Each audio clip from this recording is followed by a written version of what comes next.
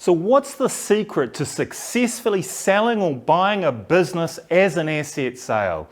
Well, an asset sale is a transaction in which the buyer acquires specific assets and sometimes liabilities of the business for sale, rather than acquiring the entire business. In an asset sale, the buyer and the seller agree on which assets will be transferred and at what price. And the buyer assumes only the liabilities that are specifically agreed upon, and in some cases, none of the liabilities. But how do different industries affect the valuation of a business asset sale?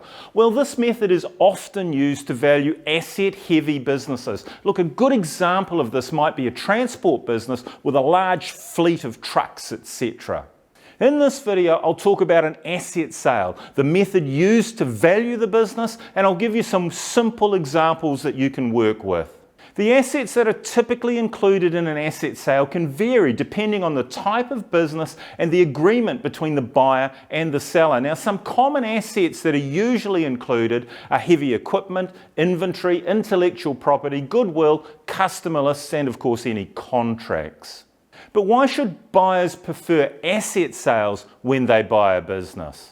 One of the primary benefits of an asset sale is that it allows the buyer to selectively acquire specific assets and liabilities of the business, rather than taking on the entire business. Now, this can be attractive to buyers who are interested in acquiring only certain parts of the business, such as its customer base, equipment, or intellectual property, or maybe the staff as well.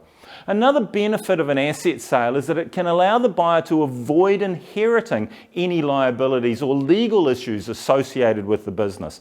By only acquiring specific assets and liabilities, a buyer can minimize their risk exposure and potentially save money on legal fees associated with any existing or potential liabilities that might historically occur. But what about the tax implications of selling your business as an asset sale? What are they? Well, it's important to note that it's not uncommon for the sale not to include any liabilities, and the buyer purchases the assets only.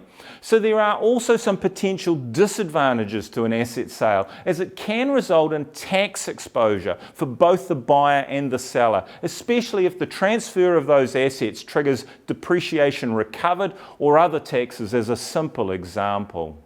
So how do you determine the true value of the business assets being sold? Well, simply put, an asset sale would look something like this.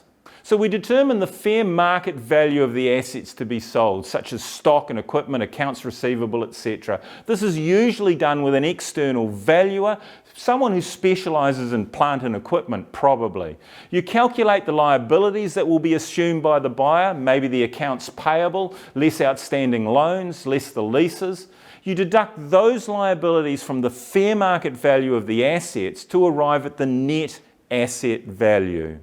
You then consider any intangible assets and adjust that value accordingly. Now, this is often called the goodwill of the business, and this value should be established by analysing the sales of similar types of businesses where both the earnings and the sale price are known. Those similar businesses need to be in the same industry and have comparable financial performance, financial metrics, etc. Now, this comparison is key, as goodwill, intangibles, can vary across industries, business size, risk, and of course market conditions. So to avoid undervaluing a business and learn how to price it right as an asset sale, let's consider an example of a hypothetical private business. Let's call it ABC Trucking. Now, first we'll determine the fair market value of the assets, and to do this we'll assume that ABC Trucking has the following: equipment, that's their trucks, etc., of $1 million, goodwill of $200,000, accounts receivable of $50,000. So the total fair market value of the assets is $1.25 million. We then take the liabilities, we calculate those, and assuming that the buyer takes on very few, this is what it would look like. Accounts payable, $50,000, outstanding loans on the trucks, $100,000, so the total liabilities amount to $150,000. We then calculate the net asset value by subtracting the liabilities from the fair market value of the assets using the formula of net asset value equals fair market value of the assets minus liabilities. Now, in this case, 1.25 million minus 150,000 gives us a net asset value of 1.1 million. Now, the net asset value of 1.1 million represents the estimated value of ABC Trucking as an asset sale based on the fair market value of its assets and the liabilities taken on. Sounds good, but what mistakes should you avoid when valuing your business as an asset sale? So it's important to note that this is a simplified example, and in practice, the valuation process for an asset sale may involve additional considerations, such as adjusting the value of the assets and liabilities based on depreciation, obsolescence, or any other contingent liabilities. Talk to your lawyer and accountant and your business broker to ensure a smooth and successful transaction and to confirm that this method is right for you and, of course, right for the business that you're looking at buying.